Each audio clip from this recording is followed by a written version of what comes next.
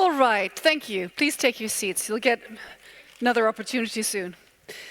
So Dami, tell us, everybody here says your rehearsal today was great. What do you think? Oh, look, when I first saw the stage, I was just blown away by how amazing it looked. And I think, yeah, I don't know what happened. Like, everything just happened so quickly. And yeah, it was so much fun. Do you enjoy yourself? Just doing it, yeah. Well, that's what's most important, because then it goes well, right? So Dami, you have a special background being a gospel singer, piano player, and also violinist. Yes. If somebody would come up to you not knowing that what you do now, how would you present yourself as an artist? Oh, well, so I came to Australia when I was 9 years old from South Korea, which is where I was originally born. But I fell in love with Australia, and now that's my home.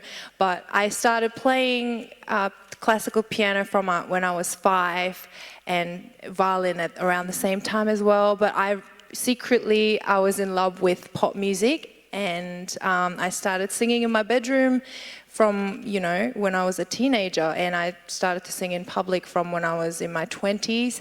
So I guess, and then, in 2013 I went on a TV show called X Factor Australia, and somehow I ended up winning the competition. So now I guess my main job is being a pop singer.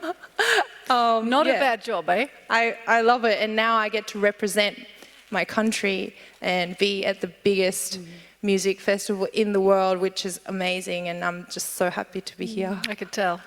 So, if you would win, what favorite city would you like to come back to in Europe? I was hoping everyone would come to Australia if I win. Don't you want to travel? Speaking of different sections and places in the world, you being of Asian origin, and I understand roughly about 12% of the Australian people living in Australia also have that background. How important do you think it is to them that you're representing Australia, being of Asian origin? Well, as you mentioned, Australia is a really, really multicultural country, and for me to be, as an Asian person representing Australia, I guess you could say, there's such a big percentage of Asian people in Australia, so you can say it's a natural thing, but also it hasn't really happened much before, in the mainstream media where, a non-white person is being represented. So I'm very, proud to be doing that, and also a lot of people from different backgrounds back in Australia, they are very, very proud that I get to represent Australia. And I just want people to understand that Australia doesn't just involve one kind of race, but it embraces very different cultures and backgrounds. Wonderful. Let's open up for some questions. We have one over here and a gentleman standing up. Great. He'll get a microphone. Please introduce yourself. Hello, Dami. This is Stefan from ES United. Hello. First of all, I would like to ask you, how was your way from Australia away to here? Did you have any problems with jet lag? Oh, well, it took me about 28 hours to get here from Australia, and that's actually one of the quickest routes. So, isn't that right? Well, she doesn't look jet lagged, does she? There's a lot of makeup, actually. Thank goodness for my makeup artist. Please? Gentleman in the... sorry, you weren't finished? Yeah, I'm sorry, I'm not finished. And can you just compare how is your feelings performing on Eurovision stage and performing on X Factor stage? Okay, then you have to sit down. one question per person. Okay, go ahead. Thanks for the question. I guess it's similar in the way that they're both competitions, and there's lots of pressure and lots of people hoping that you do well for them. But it's different in that Eurovision's just so much bigger. You know, not just, you know, physically the stage is so much bigger, but just the amount of people that are watching it, it's just like you can't compare how big this is. So yeah, I'm a bit nervous for that reason. Thank you. Yellow shirt over here, please. Microphone. Thank you. Hi, Dami. Hello. I'm a t-shirt. You have I got it made you have for a you. Sound of Silence T-shirt. Hello. Oh my God, sorry. Oh, that First was of all, I need my glasses. I'm a huge, massive K-pop fan, and I know you've released an album in Korean, and you've also done a Korean version of Super Love. Who are your favourite K-pop bands, and would you like to do any music in that genre? I mean, I do love K-pop. So K-pop is Korean pop, and I come from Korea originally. My favorite K-pop bands are Big Bang. Everyone loves Big Bang. 21. My original favorite was Boa, and yeah, she got me into singing, I guess. Yeah, so they're my favorite bands, and I guess at the moment my main focus is to sing in Australia. But having said that, if I have opportunities to do maybe collaborations over in Asia, I think that would be, you know, also fun for me. So I'm open to anything. Yeah. Terrific. Let's see, gentleman here in black T-shirt. Need a microphone up front. Hello, Brand Joseph for Australian news site AC Daily. During the second verse of your performance, there's projections with faces for which you're swiping. Can you explain if there's any hidden message behind that? Yes. So this song, Sound of Silence, is about feeling disconnected from your loved ones. And, you know, these days, everybody's connected through social media and, you know, their phones and their apps. But then somehow we feel so, you know, far away and somehow ironically disconnected from our loved ones, and people feel lonely more than ever. So that's the message behind this song. So we're trying to portray that with, yeah, what's happening on stage. Yeah. Great. Let's see, turquoise in the middle here. Microphone, please. Hello, Dami. I'm Javi from Eurovision of Spain. I want to know, I heard that in South Korea, when you, in your first birthday, you have a celebration, you put some rice, one pen, one book, some money. You have to take something. What did you take? Oh.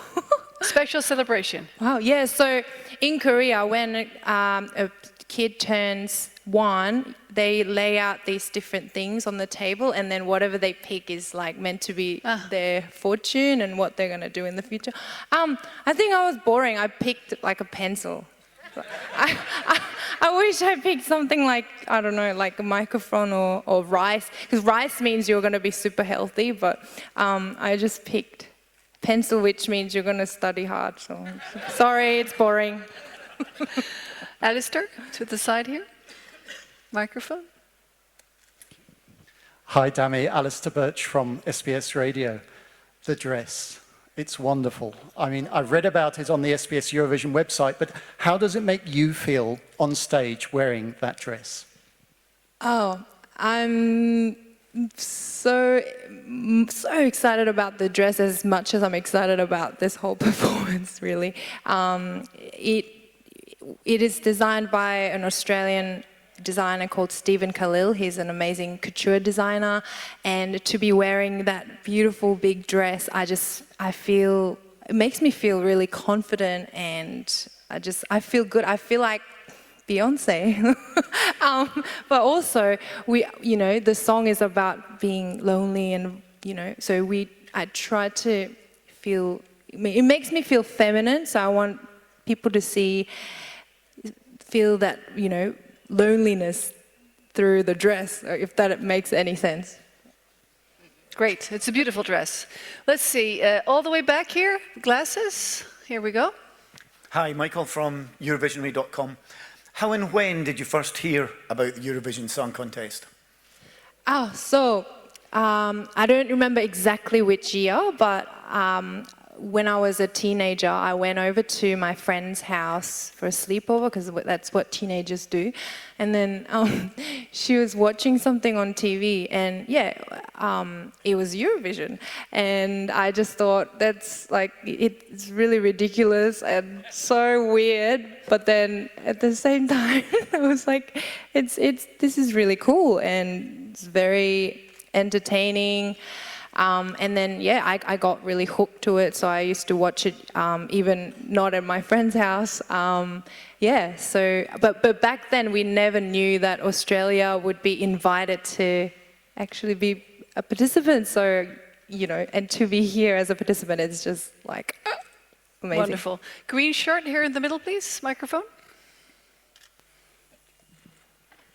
Hello, Dami. Blair Martin from Radio 4 Triple Z in Brisbane, Australia. Yay! Yeah, we're both from Brisneyland. You studied at the best musical school in Australia, the Queensland Conservatorium of Music. What did you learn there that you can bring and are bringing to your performance on this stage? Well, that's a great question, because as a performer, when I'm performing, I don't want to be thinking about, technique and projection, and, I just want to be in the moment and just connecting with my audience. But just having that, background and education through Conservatorium of Music, it's helped me to know what I can do with my voice and what is actually safe and what is not, so that when I'm pushing, and I know exactly when is not safe to, what is not safe to do it, and what's still okay to do it. So it provided a really good foundation for singing, and when I'm on stage, I can just forget about that and just go for it. Wonderful. Let's see, up front here. All the way. Hi Dami, my name is Farouk from Eurovision magazine in France. Congratulations for your rehearsal today. It was amazing, amazing. My question is about your new album. It's out since few days, and it's a tribute to the Carpenters. Why did you choose the Carpenters with a 70s band, and you were not born? Well, I wasn't born in the 70s. My parents were big Carpenters fans, and they used to play the Carpenters songs in the car or when we're at home, and I used to really love these songs. And then recently I just thought, well, they are just such beautiful tunes, even though they're old and I wasn't even around back then.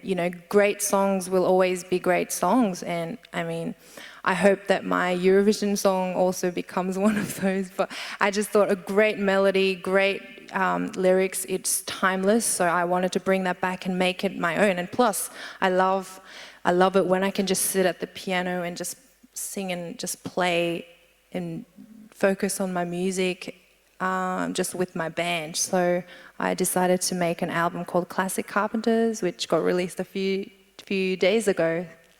Congratulations. Thank you. Let's see. Over here, check shirt to the side here. There we go. Hello, Morten from the Eurovision blog in Norway. Last year, Australia went straight to the final, but this year you have to qualify. Has that put any more pressure on you? Definitely has, because last year straight to the final. This year I really have to fight for it. But also I like the fact that I can be just like any other country, and I can just.